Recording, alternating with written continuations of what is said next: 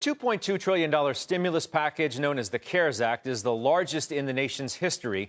It presents an enormous risk of fraud, with the Department of Justice already filing charges against 3 executives applying for aid for businesses that no longer existed. Kayla Tausche tonight on who is making sure the money ends up in the right hands.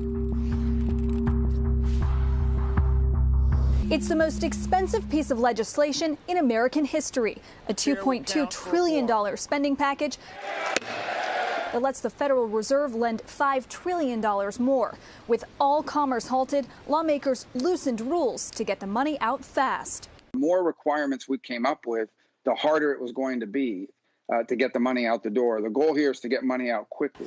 Even if 1% is misused, that's $70 billion. So who's policing all this money?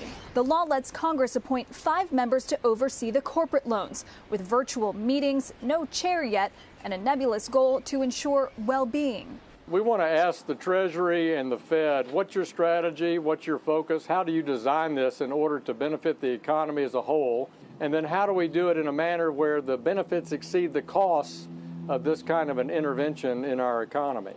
Bharat Ramamurthy, an advisor to Senator Elizabeth Warren, says he wants to make sure companies who get this money are keeping people employed.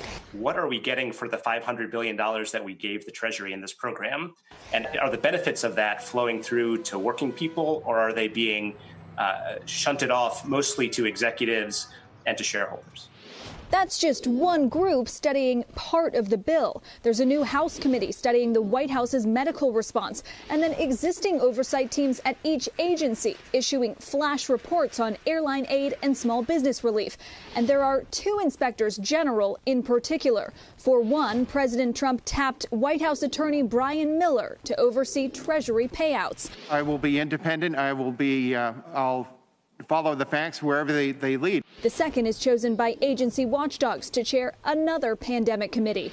President Trump removed their first choice, Glenn Fine, the Pentagon's acting IG, and replaced another member of the committee, acting IG for Health and Human Services, which last month disclosed shortages in medical supplies. President Trump said that report was biased. So give me the name of the Inspector General. Could politics be entered into that?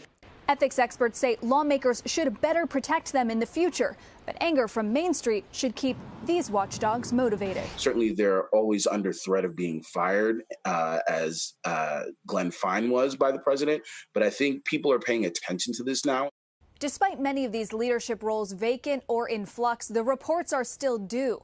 The Congressional Oversight Commission's this week, and the Small Business Administration is preparing a quick study on its $600 billion loan program. A CNBC Change Research survey found overwhelming bipartisan support to make the rules on that program stricter to keep big companies from getting the funds.